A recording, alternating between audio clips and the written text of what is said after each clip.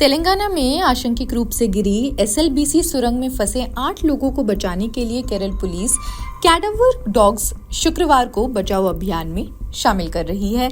आधिकारिक सूत्रों के अनुसार डॉग्स और उनके हैंडलर्स की टीम शुक्रवार सुबह ही सुरंग के अंदर पहुंच गई। मौजूद लोगों का पता लगाया जा सके, इस अभियान को जल्द से जल्द खत्म किया जा सके। कड़ी मशक्कत के बाद भी 13 दिन से चल रहे इस अभियान के बावजूद सुरंग में मजदूर फंसे हुए हैं। तेलंगाना में एसएलबीसी सुरंग का एक हिस्सा ढहने से पहले इस साल 22 फरवरी को 8 लोग उसमें फंस गए थे, लेकिन 5 साल पहले ही एक रिपोर्ट में इस सुरंग के कमजोर हिस्से की चेतावनी दे दी गई थी। डिगिंग चल रहा है, अभी उसी में लगे हैं हम लोग। सर कितने नंबर जा रहे हैं सर, कितने वहाँ पे जो जियोलॉजिकल वाला जो भी मार्किंग किया है उसमें हम लोग डिगिंग कर रहे हैं। जो भी मार्किंग पॉइंट आउट किया है उसमें हम लोग डिगिंग कर रहे हैं। अभी तक फिलहाल जो है हम लोग उसी में लगे हैं डिगिंग में। कितने जन जा रहे हैं सर अभी हम लोग जा रहे हैं 11 आदमी। अब कितने बार अंदर गए सर आप अभी तक? मैं 6 टाइम गया, 7 टाइम्स गया हूँ अंदर। उम्मीद है सर अभी स्पॉट तक पहुंच गए सर आप? हाँ बिल्कुल, स्पॉट तक अभी रेड माइनर्स एनडीआरएफ सारी टीमें जो है आइडेंटिफाई जहाँ मतलब हुआ है वहाँ काम कर रही है अपना। ये रिपोर्ट जयप्रकाश एसोसिएट्स लिमिटेड के लिए बनाई गई थी, जिसे 2005 में सुरंग बनाने का ठेका मिला था। जनवरी 2020 में एम्बर्ग टेक एजी नाम की कंपनी ने ये रिपोर्ट तैयार की थी। रिपोर्ट में बताया गया था कि सुरंग के मुहाने से 13.88 किलोमीटर से 13.91 किलोमीटर के बीच एक फॉल्ट जोन है, यानी एक ऐसा हिस्सा जहां चट्टान कमजोर है और पानी भरा हो सकता है। जब जयप्रकाश एसोसिएट्स लिमिटेड से इस बारे में पूछा गया तो उन्होंने रिपोर्ट की पुष्टि की, लेकिन ज्यादा जानकारी देने से इनकार कर दिया।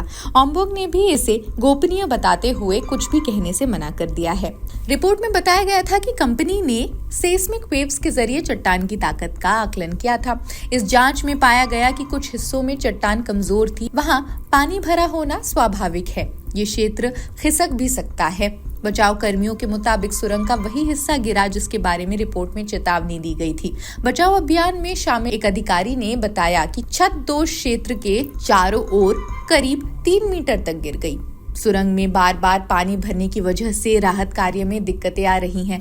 बचाव अभियान 13.5 किलोमीटर के बाद केंद्रित है, जहां सुरंग बोरिंग मशीन फंसी हुई है और मजदूरों का कोई पता नहीं चल पा रहा है। ये रिपोर्ट 2020 में ही प्रकाशित हो चुकी थी, लेकिन ये साफ नहीं है कि इसे राज्य सरकार के सिंचाई विभाग को दिया गया था या नहीं। जब सिंचाई विभाग के एक वरिष्ठ अधिकारी को इस बारे में पूछा गया तो उन्होंने कहा उन्हें ऐसी किसी रिपोर्ट की जानकारी नहीं है। भूवैज्ञानिकों का कहना है कि 4 साल में चट्टानों की स्थिति में ज्यादा बदलाव नहीं होता, लेकिन पानी के रिसाव की संभावना बढ़ सकती है। 2020 में हुए एक और अध्ययन में भी इस सुरंग से जुड़ी खामियां पाई गई थी।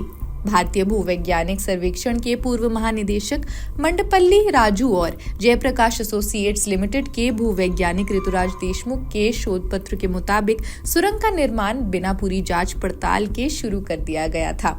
क्योंकि सुरंग टाइगर रिजर्व फॉरेस्ट के अंतर्गत आती है, इसलिए यहाँ ड्रिलिंग और अन्य जांच की अनुमति नहीं थी, जिससे निर्माण से पहले की जरूरी जानकारी नहीं मिल पाई। रिपोर्ट के अनुसार सुरंग बनाने का काम उपलब्ध data, Srisailam left bank underground power station के अनुभव, हवाई फोटो अध्ययन और रिमोट सेंसिंग तकनीकों के आधार पर किया गया था। इस हादसे में जान गंवाने वालों की पहचान सनी सिंह, गुरप्रीत सिंह और मनोज कुमार, श्रीनिवास, संदीप साहू, संतोष साहू, अनुज साहू और जगत खेस के रूप में हुई है। खैर, इस खबर में बस इतना ही। बाकी अन्य खबरों के लिए भी देखते रहे जनसत्ता। शुक्रिया।